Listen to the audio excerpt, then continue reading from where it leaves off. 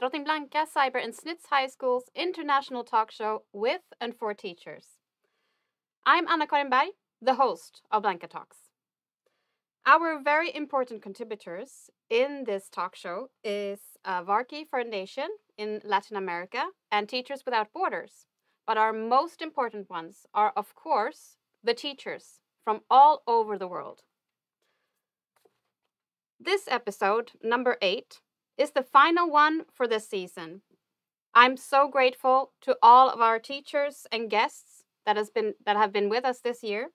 And they have given us their precious time, their very invaluable experiences, thoughts, and ideas, and shared them with us.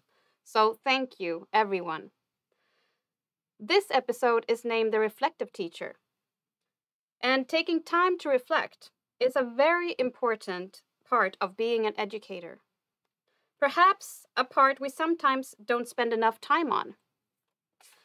Sometimes it's also a part that makes us feel a little bit uncomfortable and perhaps also insecure. But I would say it is a necessity to take this time, to reflect on things, to remember moments, what has happened, why, how. So just being a reflective teacher and educator is not only a necessity, it's constructive. And I would say, of course, it's human nature to ask questions. Our honorable guests today started their journeys with reflection, asking what, how, and why. I'd like you to meet our very first and special guest, Malin Bergland, Director of Education at Blanka, Cyber and Snitz High Schools. A warm welcome to you. Thank you, Anna-Karin. Thank you for inviting me. I'm so happy that you could join us. Yeah. I know you have it's always busy at the end of the year, but you took the time, so I really appreciate it. You're also my boss. Yes. Yes. I am. Very true. And I think one of the show's biggest supporters, because you watched every episode, even the Spanish edition. Yes, I did. Yes. Mm-hmm. So the show's biggest supporter, and well, thank you for that. So do you have a favorite episode or an episode that you remember distinctly? Yes, and maybe I shouldn't take the Spanish one because that one I have to do with subtitles. But first of all, I would like to point out the fact that you said in the beginning, this show has really pointed out that it's so important that teachers talk to each other all over the world. If you're in South Africa or in the Philippines, you can learn so much from each other. And I think you have been showing that really good. Well, thank you. But one episode I can remember very strongly is episode 2, was about the inspirational teacher. I remember Hiba and Dubravka and Annika. Yeah. And Annika and her TikTok dancing. Yeah. I still smile when I think of that. Yeah, I hope you're following her on Instagram. Because I don't. You have to. Yeah, of course. Because she still posts. I would do like that. She posts all the time, even during summer. We're soon gonna go on summer break. So yeah. So when you have it's always motivational and inspirational to watch her dances. I will do that. So this episode is dedicated to reflection, as you're well aware of. Yes. And when was the last time you asked yourself why? Yes, I think that's a very important question to ask yourself, to hang on to your commitment and meaningfulness in your doings. And I would like to approach the question another way, because I don't have a special moment, but I ask myself quite a lot, why am I still doing this education thing after 30 years in this? And the answer to that, when I ask myself, why am I doing this, is because I want to. And then the fine part about this little method is that you should continue ask yourself, okay, but why do you want it? And for me, it's because it's important. And why is it important? It's important with education because it changes society.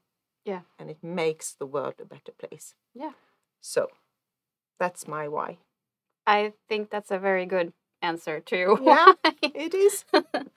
And I think we've heard it also throughout the episodes as well. I mean, the reasons Yes. for the raison d'être of being a teacher. So absolutely. So looking back at the school year, what has had the most positive impact on you? Yes.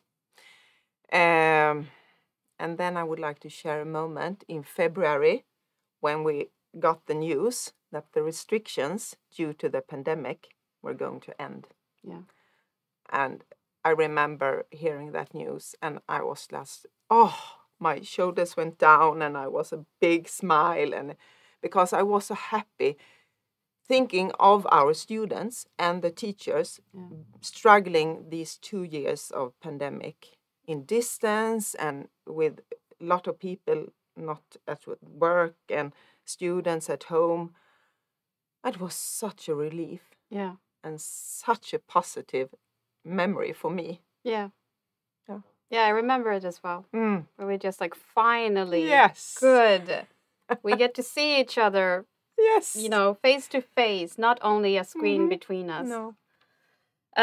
Is there something you wish that could have done that you could have done differently, or something that could have gone differently, maybe?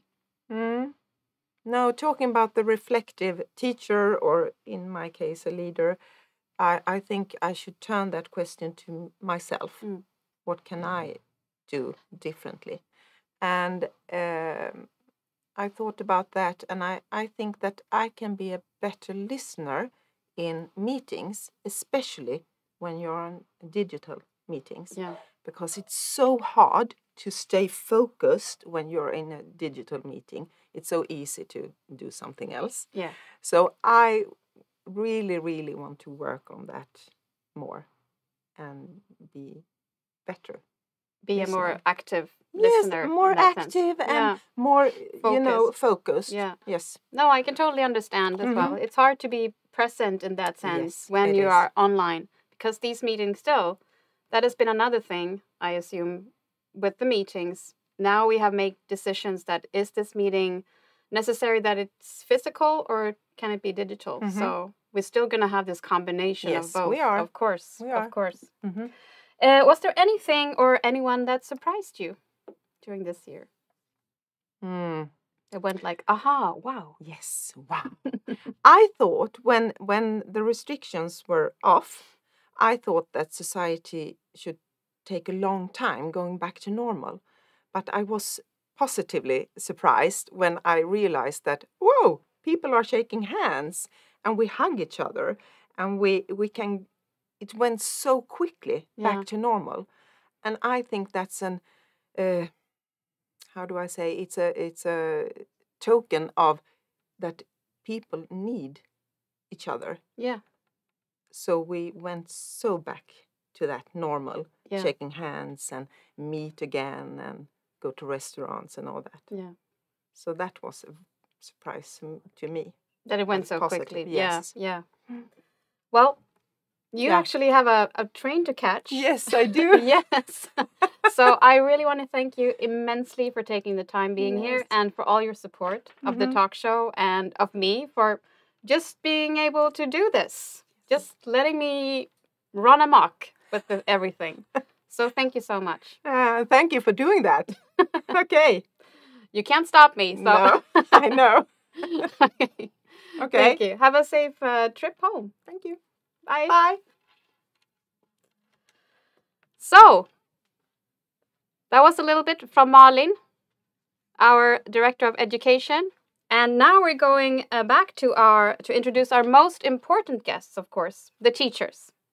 So we have Simbarashe Simba Manyika from Zimbabwe and Sean Robinson from Canada with us today. And I'm not actually going to do the first introduction here of Simba. It's going to be his professor, Dr. Fred Mednick. And they are both professor and student at Free University in Brussels. So, Fred, welcome. A warm welcome to you. Well, thank you very much. So, It's fine to run amok.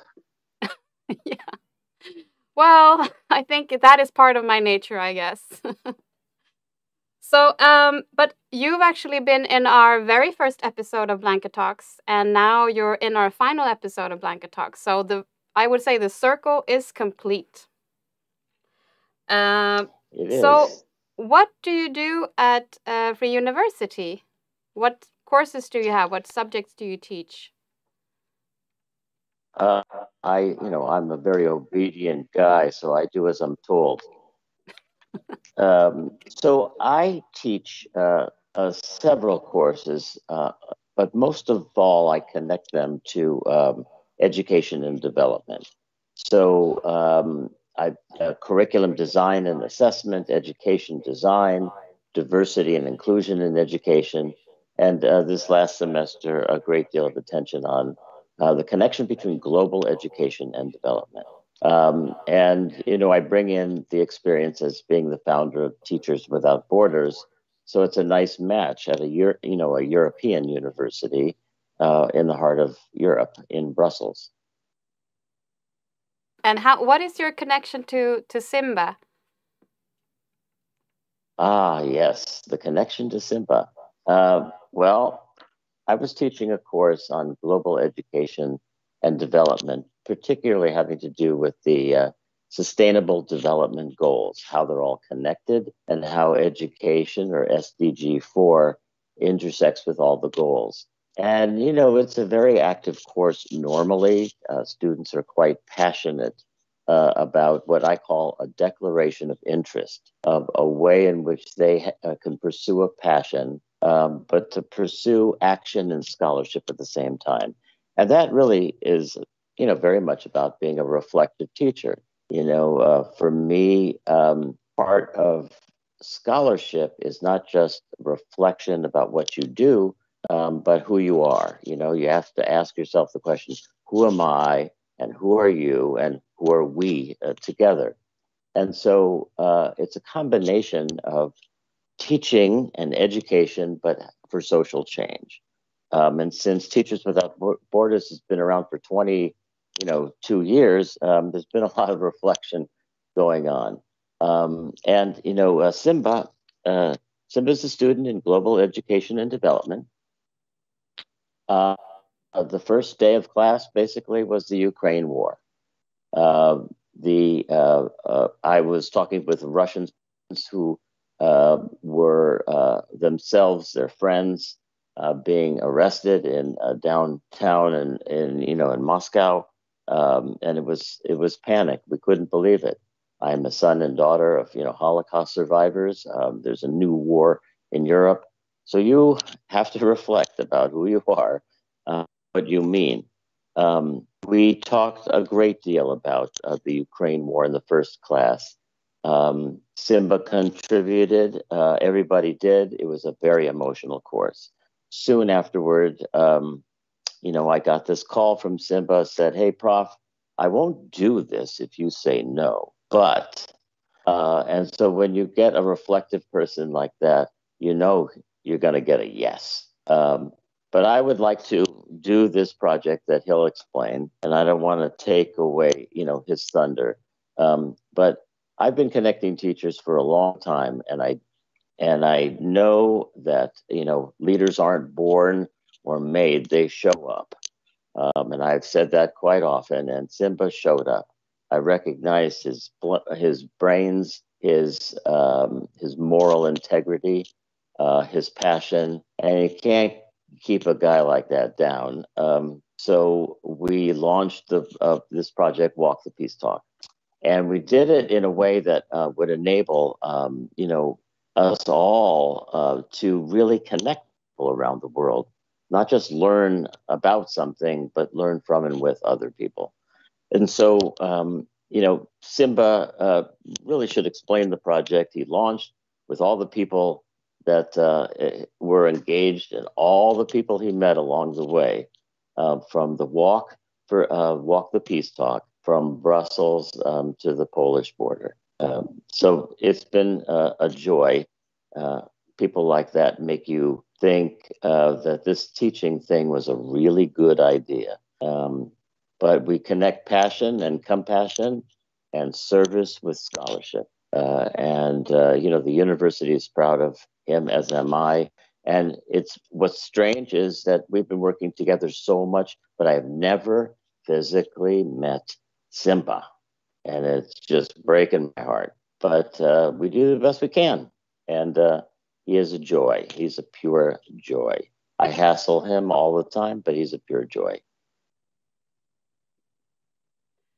Thank you so much, Fred, for introducing Simba and Teachers Without Borders and your work, and also the very important journey that Simba has taken upon himself with, of course, other classmates and you and people he has met along the way in Walk the Peace Talk.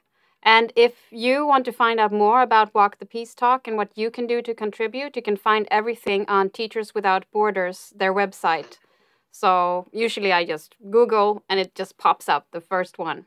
So please have a look. It's an amazing journey and endeavor that Simba has gone through and done. So our next guest, we're just skipping forward again, running amok to our next guest, Sean Robinson from Canada. He's a teacher at Riverside Secondary School. I hope I can pronounce it correctly, in Port Coquitlam. And but he's also a Global Teacher Prize ambassador and very well known for seeing the whole classroom or the whole world as his classroom. And he also connects a lot of his teachings and what he does with his students and co-workers with the UN Sustainable Development Goals. So you see that this is kind of like the thing that keeps us all together, because it is for us, of course. The list of Sean's contributions to humanity, how his students thrive in his classroom and outside of his classroom, of course, and how they together have made the world a better place. This list is very long, and I cannot do it justice at all, because it's so impressive and inspirational. It's just amazing. But also this methodology of connections-based learning that he has created, and which is now also spread across the globe. And he will tell us a little bit more about it later. But with this, I would like to introduce you to Sean Robinson, but we're going to watch this little clip explaining a little bit more about connections-based learning. So please, let's watch it.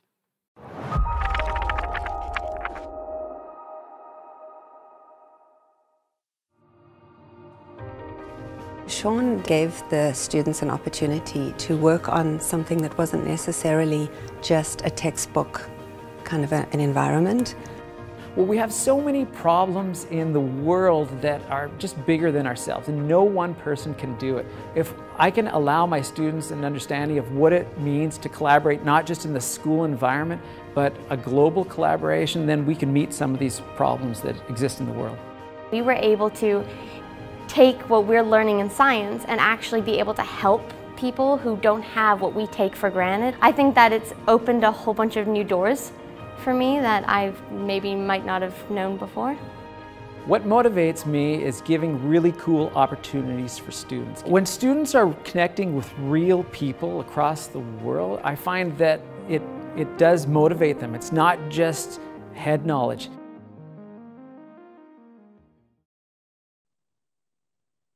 Sean and Simba, it's so great and so exciting to have you with us. A warm welcome to you. How are you? Doing great, Anna. Wonderful. I'm okay. You're okay? Yes. I know, Simba, you told us before that you just had your exams, and so perhaps you're a little bit knackered after that. But thank you for both of you for taking the time. You sure have some incredible accomplishments in your backpacks. But have you recently taken the time to reflect on how it all began and why? Sean, would you like to begin, please? Yeah, John Dewey said that we don't learn from our experiences, we learn from reflecting on our experiences. So reflection is such a very important thing. Anna, thank you so much for having me. It's so great to connect with the Swedish teachers and those watching the program to talk about reflection. It's a very important thing.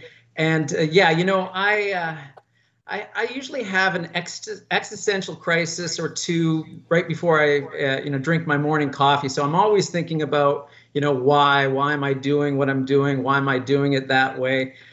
So yeah, it's so great that we're talking about this idea of reflection. Thank you, Sean. I can relate to the whole coffee crisis situation and the existential why. But after the coffee, you feel perfectly fine, don't you? So, what about you, Simba?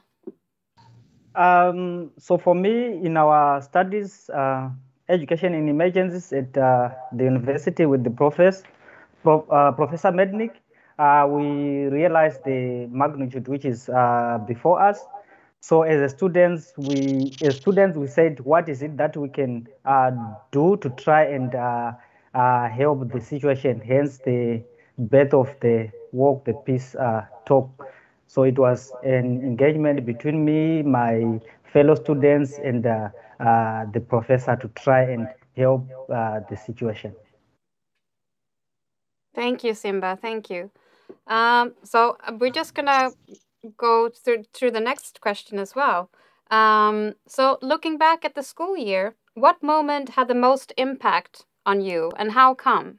Simba, would you like to continue, please? Yeah, for me, I think as an individual and as a professional, the um, invasion of Ukraine broke my heart.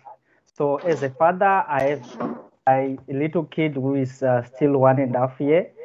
So I thought of that my kid. Then I thought of the kids that I used to teach back home in Zimbabwe. Then I thought of kids all over the world. Then I said to myself, should I only care for those whom I know, or should I care for every child around the globe? Because as teachers, we are agents of social change. We are change makers, of course. Then connecting with the education in emergencies, I asked myself, what is it that I can do? Then also the introduction of myself to, or the Professor Mednick idea of Teachers Without Borders opened like some opportunities for me, where I was able to view the world in a certain perspective. So I consider myself as an African. Then many questions I was asking myself, Simba, you are an African. Why, and why are you finding yourself in this whole mess, in this whole crisis? Then the answer was, of course, pain is universal. The same way these Ukrainian people are feeling the pain is the same way that I can feel the same pain. So that is why we decided to involve ourselves with other 19 students and the professor to try and help the situation. And of course, I walked from Brussels to Warsaw in Poland. I felt the pain, and then I was able to interact with the teachers who are in Warsaw.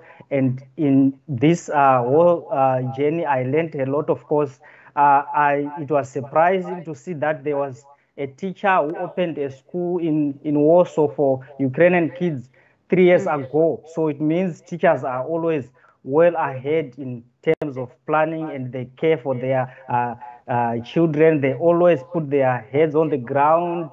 So education is much of a lifeline, like food, water, clothing, sanitation, and Yeah, housing. So that is why we involved ourselves in this whole journey. absolutely. I mean, education is key. It is the thing that will solve many other problems, and it's just amazing that you took that step even further. And I bet you met some wonderful, amazing people on the way as well. So thank Yeah. you, Simba, for your perspective on this as well, and sharing this. What about you, Sean? Is there anything, a moment that has made the most impact, positive impact, Well, or any sure. impact? Just want to say, so proud of Simba for what he did, walk the peace talk and bring awareness. So awesome. That's wonderful.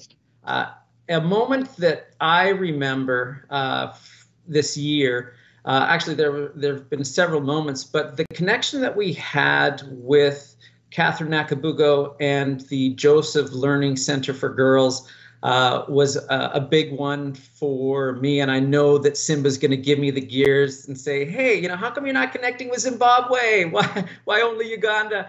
But this school for girls, this vocational school for girls in Uganda is on my heart.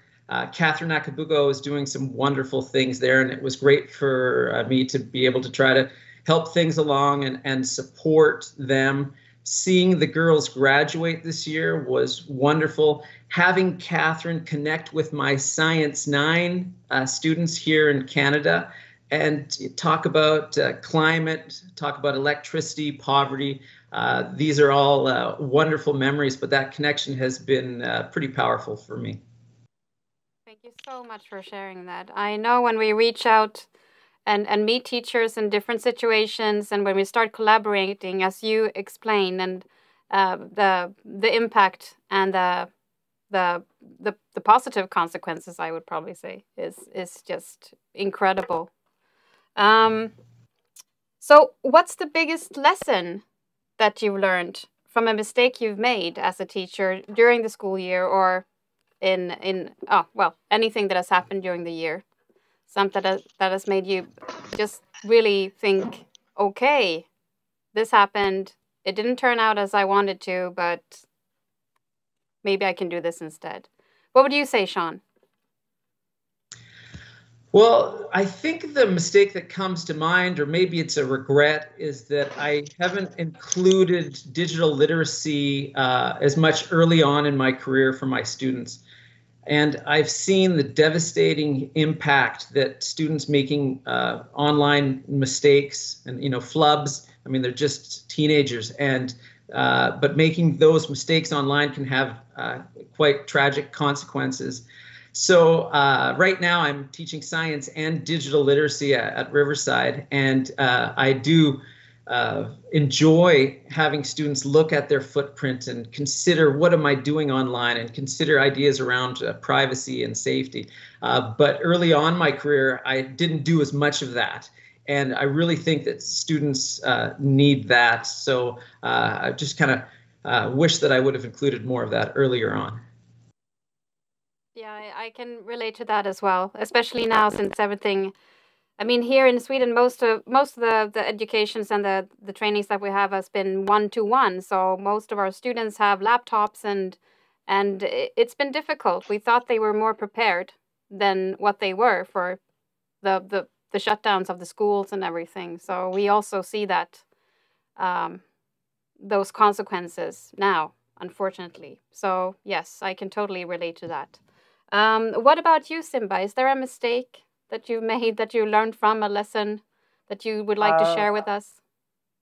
Yeah, for me, at first I want to thank my prof, of course, for some initiatives that he have done in his life, and most importantly, the Teachers Without Borders. I think the mistake that I was making throughout the career was not opening doors, because the thing is, if you don't open your own doors, then nobody is going to. So the idea of teachers being connected, sharing with each other, I think it's a very noble idea, which we must almost or every teacher should consider.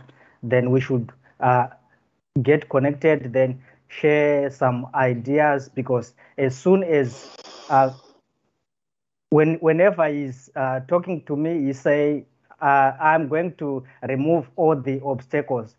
So for me, I think as I was not opening my doors to other teachers, I was creating my own obstacles mostly in my mind saying, I am an African, I can not do this. But for him, he was able to do that. Then as I opened, then many doors were opened for me. So I think that is the most important thing that teachers should try and do. Try open your own door, then of course everyone else is going to open their own doors. Then we create platforms where we share ideas, and then at the end we will live in that better world everyone is wishing for. Yeah, that's a very valuable lesson. I can also relate to that, of course, especially when you've been separated from one another because of the pandemic, and also it's hard getting back to one another and meeting in a different way than what you're used to. So, but opening doors, as you say, and you have to start with yourself, because no one, Yes. we might open the door, but we are the ones that have to go through it and take that first step as well. So yes, yeah. Thank you so much for sharing that as well. Um, are there any like Eureka aha moments that you had during this year that just went like that's something that maybe surprised you? Sorry, uh, Sean. Maybe Sean would like to begin. Sure. So I just want to echo what Simba said and about opening doors. And I know he's talking about it metaphorically, but also, we can think about this physically, just as we're teaching, having that door open, allowing other educators to come in, feeling, free to teach with other people watching, co-teach, collaborate. I think that's really crucial. And being able to be vulnerable even in front of teachers to just better our practices. So the Eureka moment that I'm thinking about is when I started doing professional blogging. And when I say professional, I just mean that I was blogging about education. My blogs weren't really professional, but they were raw. And I talked about mistakes, and it was neat to share those kinds of things out. I remember my first post. I talked about how I had students bring in devices into the class. So you can tell this was, quite a while ago, maybe 2013, I think. And I had students, they brought in their flip phones and, their iPods, and it didn't go very well the first year. And then I started blogging. And so I did my very first post talking about, well, I'm going to do this again. It failed last time. Let's see how it goes. And I remember there was a chief information officer of another district that used to work with our district. And I included some of the information from his post in my post. And I think I tagged him or something.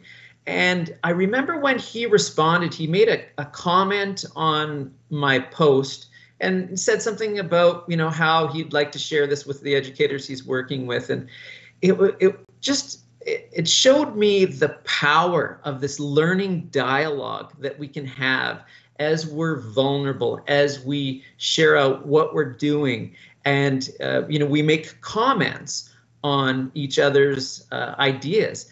Fast forward a few years, here we are in 2022, and my students, all the students at Riverside, have public digital portfolios. So now they're really contributing to the knowledge that's out there. It's public, everybody can see it, as opposed to handing in work. They're actually publishing it. And, and I just can't do it any other way. I just feel the power, and as students comment on each other's posts, the learning dialogue that happens is so very strong. It helps the kids learn. It's just wonderful. So that Eureka moment way back when I saw the power in professional blogging and sharing out one's ideas and being vulnerable, that carries on till today. Thank you. Well, you opened a door, didn't you? What about you, Simba? Metaphorically and physically. Absolutely. So what about you, Simba? Did you have a Eureka aha moment or something that you remember that happened? Maybe like Sean, that happened many, many years ago that has had impact today? Yeah, for me, I think I will go on and on talking about this door because these spaces that are created for us as teachers to share our ideas, and the same way we arrange ourselves as students to start on this journey, it enabled me to get into those classrooms here in Europe. Then the questions that were being asked by the kids, some of them were kind of surprising.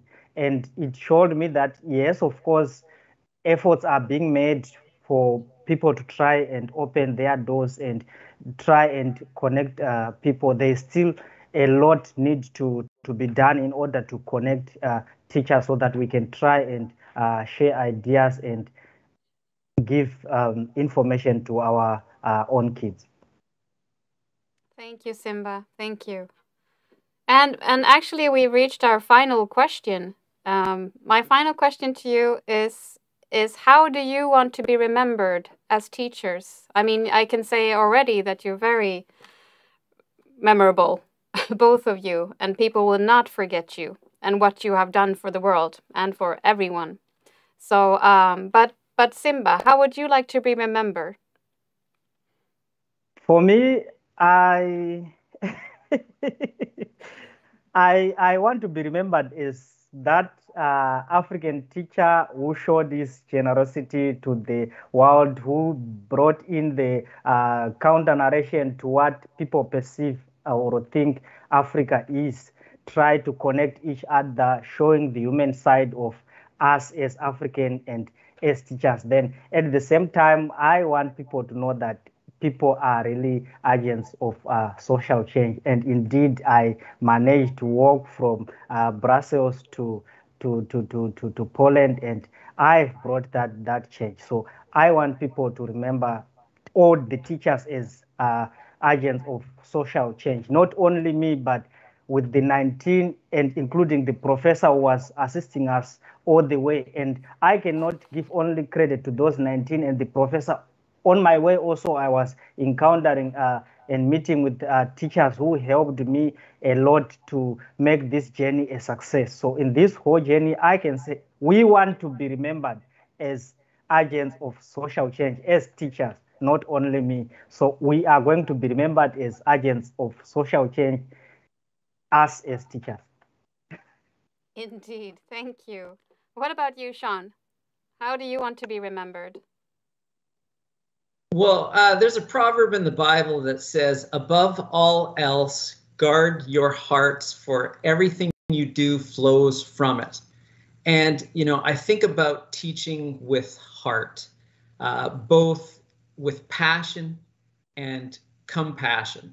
So if my students came back and said, well, you know, I don't really know what I learned, but I know that he cared about me, you know, I think that's all I can really ask for.